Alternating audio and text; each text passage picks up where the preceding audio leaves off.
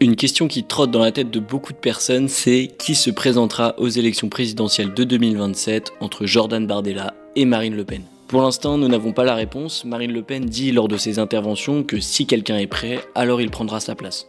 J'avais dit je ne serai pas candidate. Si quelqu'un de mieux placé que moi émerge. Et puis, quelqu'un de mieux placé que moi n'a pas émergé. A priori, je ne serai pas candidate. Très bien. Donc, ça n'est pas moi qui décide toute seule. Ce sont les adhérents du Rassemblement national qui décideront. Ce sont aussi les électeurs, ceux qui me diront le moment venu. Mais bon, je vous rappelle qu'elle tenait déjà les mêmes propos en 2017, avec en tête Florian Philippot.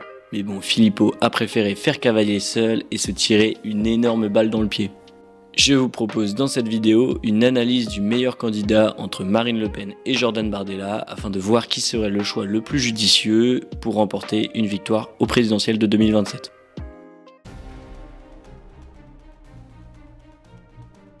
Sur ce type d'exercice, l'évaluation est plutôt simple.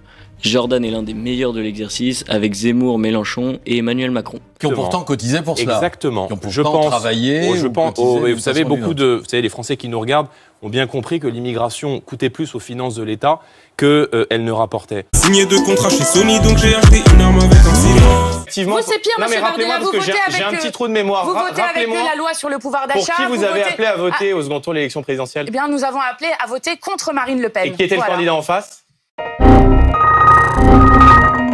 Les extraits sur lesquels il est en difficulté se comptent honnêtement sur les doigts de la main et il suffit de suivre la chaîne pour voir qu'il est très incisif.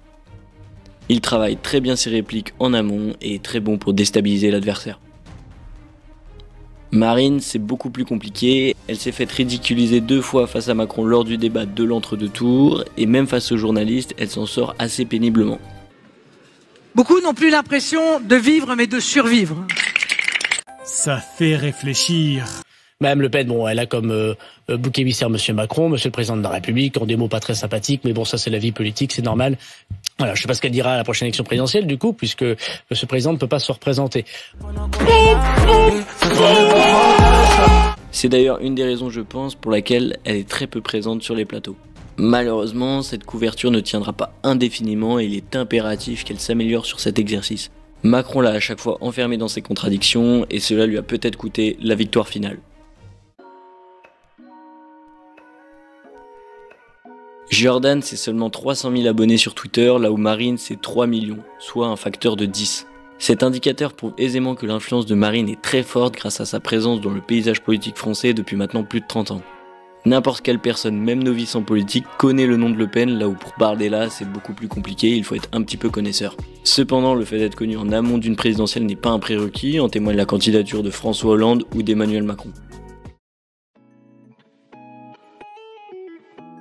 Le fait de connaître du monde et d'avoir des contacts puissants dans le paysage politique et économique du pays est extrêmement important afin de permettre une communication puissante et des moyens à la hauteur du candidat. Sur ce point, on peut dire que tous les deux sont à égalité car ils bénéficient d'un réseau créé par le parti au fil des années.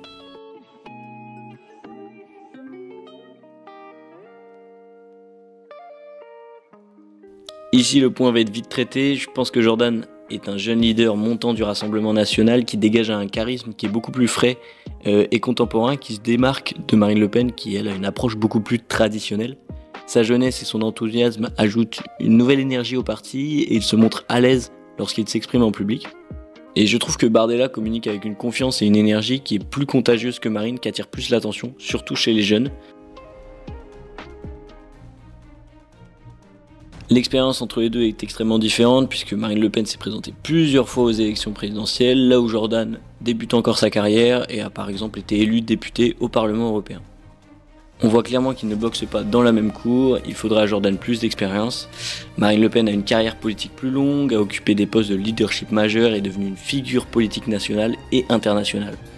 C'est un gros avantage pour Marine, tous les présidents de la Ve République ont d'abord eu en amont des expériences significatives, comme notamment le poste de ministre. En conclusion, je dirais que pour l'instant, Jordan Bardella n'est pas encore prêt car il n'a pas assez d'expérience. Cependant, d'ici 2027, c'est totalement possible qu'il en ait suffisamment. Une autre hypothèse à prendre en compte est l'émergence d'un nouveau candidat, mais honnêtement, j'y crois pas trop. Cependant, il faut garder en tête que 2027 c'est encore très loin, c'est dans 4 ans, et que le paysage politique français bouge très vite, notamment aujourd'hui grâce aux réseaux sociaux. C'était PLF et n'hésitez pas à vous abonner.